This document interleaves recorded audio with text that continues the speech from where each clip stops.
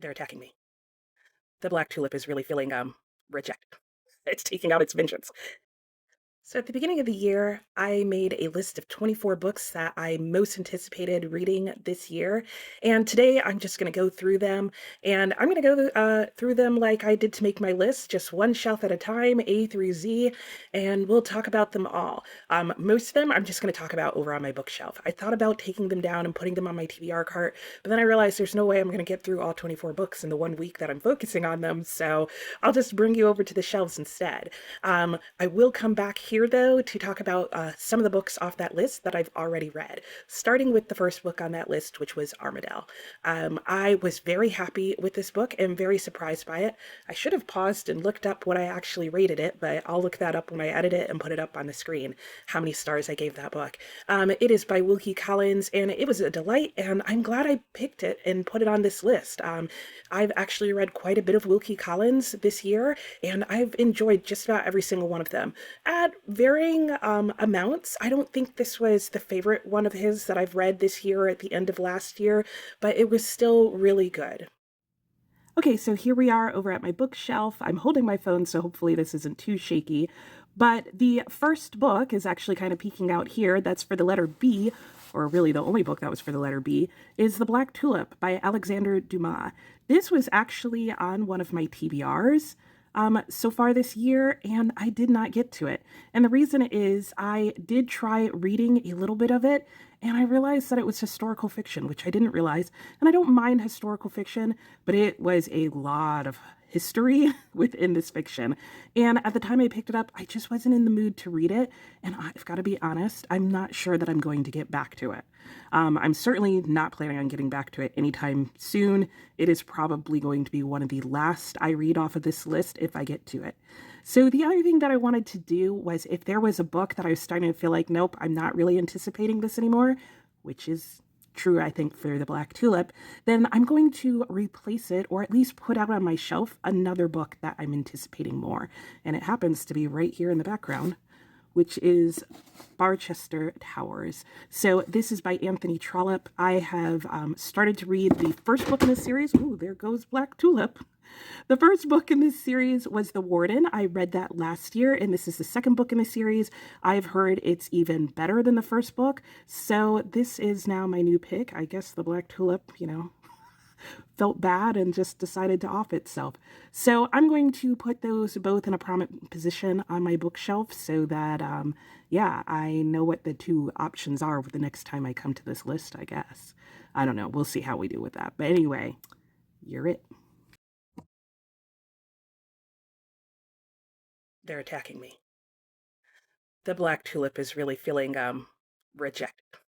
It's taking out its vengeance. Anyway, moving on. The letter C. My choice was Cassandra at the Wedding. Quite conveniently, I am right in the middle of reading this with my family book club, and we are supposed to finish it this week. For a second, it didn't look like where my bookmark is right there. And I am quite enjoying this. It did not start how I was expecting it to, and it was a very different writing style than I was anticipating. But as the book has gone on, we have all enjoyed it more and more and more. So I'm glad that this was a pick off my list. I'm happy I'm reading it, and I think it's going to actually rate pretty high by the time I'm done. For D, my pick was Drood, which is conveniently right here on my bookshelf. So Drood is by Dan Simmons, and yeah, I am really looking forward to reading this book. There were two books that I wanted to read before I got to this one. I am in the middle of one of them. I might try and sneak the other one in this week because this book, if you don't know or haven't watched that other video, is basically sort of following around Charles Dickens, and as he traveled around through London. Charles Dickens in this book is 53 years old, and he's traveling around the dark, seedy sides of London, which he was kind of sort of known for doing in his life as a way of getting, food for fodder, basically material for his books. And there's some very dark things, I guess, that happen in this book. But the part that really interested me in this book is that it is narrated by Wilkie Collins. And Charles Dickens and Wilkie Collins were friends in life. I've just talked about how I really enjoy Wilkie Collins' writing. I really enjoy Charles Dickens' writing and find both of their lives fascinating. So I am particularly interested to see how Dan Simmons brings this all together. The two books that I have left to read before I want to get to this one are The Woman in White, which is the one that I'm reading, and The Mysteries of Edwin Drood, which isn't a particularly long book. So, ideas. I am now basically at shelf level with my picks. So for the letter E, it's right here. And my pick for that was The Englishman Who Posted Himself and Other Curious Objects by John Tingey. I still really want to read this book. It's also a very short one, and I feel like would read pretty fast because there's like pictures in it, there's nice size margins and stuff. So this is also something that is highly likely to get read during this week. I'm getting more and more excited. Maybe I did make some good choices at the beginning of the year and I just needed to revisit them. Okay, and down on the shelf you can't see is my pick for the letter F. And that pick was 4321 by Paul Auster. This is a book that is about a young man who is born, and at the moment of his birth, basically time or somehow something splits, and you get to see sort of four different paths that his life might go in. And apparently those paths even somehow cross or something. I don't know, but it plays with time and different lives and a couple other tropes that I really like. So I'm very interested in this book. I did read Life After Life at the beginning of this year and quite enjoyed aspects of that. I've heard that if you like Life After Life and the way it looks at, different ways for life turning out, and I can't remember what the phrase was by Nietzsche, that this also explores a very similar theme and tropes. So yeah, we'll see if we get to this, but I'm doubting I'll get to this week, especially with the other book that I'm reading, which is also about this long. All right, let me take you back up to the bookshelf for my next couple of book picks. And then I guess when I get back into these, you'll see me in front of the camera here again. Okay, so way up here are my letter G picks. And for G, my pick was, not even here anymore. Did I unhaul it? What does that even say? I did, now that I'm thinking about it. Okay, it was Great Circle. So I guess the fact that it's not even on my shelf anymore tells you how much I was anticipating reading it. I think actually what happened was it was a book that when I did an unhaul for my move, it was one of the books that I ended up unhauling unread, partially because I either got it for free or very, very cheaply, like in a $1 bag sale at the library. And it's a book that I know I can get at pretty much every library I go to. And so I decided that if I had to eliminate some books, it was going to be one to go. So I guess I wasn't looking forward to reading that as much as I thought. So let me pick another book out. I don't know. What would you guys choose? I have a couple in mind. I've heard really good things about A Gentleman in Moscow. The Gossamer Years is off the tale of Genji, or at least takes place during the same time period, but it's a perspective more from women. And there's a part of me that kind of wants to read this because it would be at least within a few months of my having read The Tale of Genji. But then again, I don't think I'd be likely to read it this week. So I guess if I keep that in mind, which of these books would I be most likely to read this week? Probably something shorter because I'd want to get in a couple of things. Greek myths have been coming up quite a bit in books that I've been reading, so it might be fun to refresh myself on some of those. But I'm also in the middle of Arabian Nights, so I feel like that would be too similar. So my only other books that would be shorter would be The Good Soldier, which I don't feel like I'm in the mood for that, or Glimpses of the Moon. This is by Edith Wharton. And look at that cover, isn't that cool? I love what Rediscovering Classics is doing, or Rediscovered Classics. They are basically taking sometimes lesser known books by well-known authors, and sometimes they're taking their well-known books as well, but one of the things that they're doing is they are doing kind of more modern looking covers for them, which I think is an interesting idea. Let me know what you think of that. But yeah, I think Glimpses of the Moon is going to be the pick. I don't remember at all what this book is about, but I remember liking Ethan Frome and checking out a couple of her other works, and this was one that caught my attention. All right, I'm going to just move us straight down to the next shelf, which is H. And let me check my notebook and see what I was interested in. Oh, how could I forget? H was Heart of Darkness. And yeah, it is not here because I picked it up at one point and I said, nope, don't know what I was thinking. So I have a couple of other choices by Wilkie Collins, and that sounds pretty good because he's been pretty promising. So the next one I have to read in here is The Haunted Hotel. And you can see this is The Haunted Hotel, as is this, but this one has different stories than these other two. In fact, this one has more stories in it. I'm obviously not going to read The Haunted Hotel next, so I guess if I picked one, I'd pick it from this book. And these are short stories, so there's a good chance I could sneak that in this week. All right. Oh, I forgot H continues over on this other side. Maybe I don't want to pick another classic. I have How the One-Armed Woman Sweeps Her House. This is probably the shortest book I have over here. So that's an option, but I don't know. Wilkie Collins has really been doing good favors for me this year, so I think I stick with what you know. And Havisham is tempting. It's about Miss Havisham from Great Expectations, and I do really want to read this, but I want to read Great Expectations first, so that is not going to be on most anticipated for the year. Whereas this, I do plan on reading from this sometime this year, so even if I don't get to it this month, that will definitely happen. Okay, back to familiar territory, or territory that I'm at least still content with. I had for I, The Invisible Life of Addie LaRue. I still would really like to get to this book sometime this year, so that will stay on my list. And for J, it was Joseph Andrews. I have picked this up once already this year, and I really was not in the mood for 18th century British lit language at the time, so I put it back on the shelf. And yeah, I'm starting to wonder if this is something I'm still anticipating. If I'm honest, I'm not super excited about this book anymore. So maybe I will find an alternative to that in the J's, which are very short. I don't have a ton. So here's all the books. Is there actually another one? Oh, yes, there is another one. Yes, yes. Okay, this has me excited, and certainly more excited than Joseph Andrews. So if it came to a showdown, I would choose between one of these two. And ooh, I'm pretty sure that if I gave myself the choice, this would be the winner. But who knows? Moods change. Okay, for K, it was Kokoro by Natsumi Saseki. I am still looking forward to reading that this year, and it's pretty short, so I don't know, if I'm in the mood, I may get to it this week. For the letter L, I had The Long Way to a Small Angry Planet by Becky Chambers. I just keep hearing really good things about her writing, so this really is a book that I'm still looking forward to.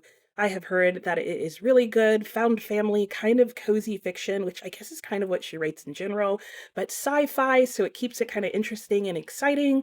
So yeah, this is still definitely staying on this list as my first pick for 2024, like most anticipated for the letter L. I have both a lot of books that start with the letter M, as well as a lot of books on those shelves, because it covers about 1.5 shelves that I am really looking forward to reading, hopefully this year, but none so much as The Mystery of Edwin Drood. And this is the book that primarily inspired this book. And other than The Woman in White, it's the one other book that I really want to read before I read that book. So in that sense, I'm really hoping to get to this book this year so that I can get it read and get it done. I don't know if I'll get it to it this week though. Looking at it, it's only about 400 pages, but I think it would be a lot to try and squeeze in The Woman in White and this all in one week, but maybe I can find room for it this month. That's an interesting thought. The letter N was Notre Dame de Paris by Victor Hugo, and I am not looking forward to this book as much as I thought I would be. I was in general looking forward to reading another book by Victor Hugo, and that has not changed, and this would still be the book. However, I've read a couple of other books this year that reminded me of Victor Hugo's writing style, which includes a lot of tangents and side stories and pretty much all the information that the author wanted to throw into a book, and I realized I really don't like that in my stories, and I have heard that Notre Dame de Paris is ripe with that, because his main point for him of writing the story was he wanted to share with people the beauty of the cathedral, and so he wrote a story around his architectural descriptions of the building. I don't know if I'm here for that at all. And I definitely am not anticipating that this year anymore. So I've decided to give myself an option or a replacement or at least a suggestion of what I'm more looking forward to this year in that category, and that would be Native Son by Richard Wright. This is a book that I hauled this year, I believe. And yeah, I've read a couple stories this year that just have to do with the Black experience, and a couple of them, I think at least one or two of them, maybe mentioned this book. Um, and certainly Hell of a Book reminded me of this book. And so, and in fact, I think it was after I had read Hell of a Book earlier this year that I picked this book up. So I am looking forward to this book and certainly looking forward to it more than Notre Dame. The letter O was for Our Mutual Friend by Charles Dickens, and I found the letter O, and particularly Our Mutual Friends, kind of tricky to decide on. In a lot of ways, I am still really looking forward to this book because basically a lot of people say that this is their favorite Charles Dickens, and so in that sense I really want to read it. But then when I think about, do I really want to get to it this year, I have mixed feelings about that. But since there was nothing else on my O shelf that I felt more strongly about, I'm going to stick with this. Okay, and here we are back on the phone bookshelf view. For the letter P, it was The Promise by Damon Galgut. And yeah, I don't know that there's any particular reason that I need to change it from this. I've been looking forward to reading this book for a couple of years now. It won the Booker Prize in 2021, and I thought it sounded really interesting then. So yeah, hopefully this will still happen sometime this year. Yeah, kind of tempted to read that this week. Lots of good choices. This might actually be kind of tricky. Down here we have Q. I only have two books that start with the letter Q at this point, and Queen Margot by Alexandre Dumas was my pick for this year. And yeah, I'm still looking forward to that, and that's a pretty neat cover, so there you go with that. Quicksilver's the other one, and I don't know. This is more like an intimidating pick for me because I don't know how I feel about his writing style. For R, I just move over here, and it's The Rain Heron. I am still really curious about this book, so this is definitely my most anticipated read in this section, even though there's quite a few other books that are piquing my interest. And for S, I have quite a few shelves of S, but I know I need to go all the way down here, I think, to find the book. Oh, and it's on the wrong shelf. But here it is, The Sorrows of Young Werther. I have plans for this book later for this year, so I'm looking forward to it, getting to it then. For the letter T, it's The Three Musketeers. I still have high hopes for Alexandre Dumas, and I know for some people, they love this even better than The Count of Monte Cristo, so what's not to like about that?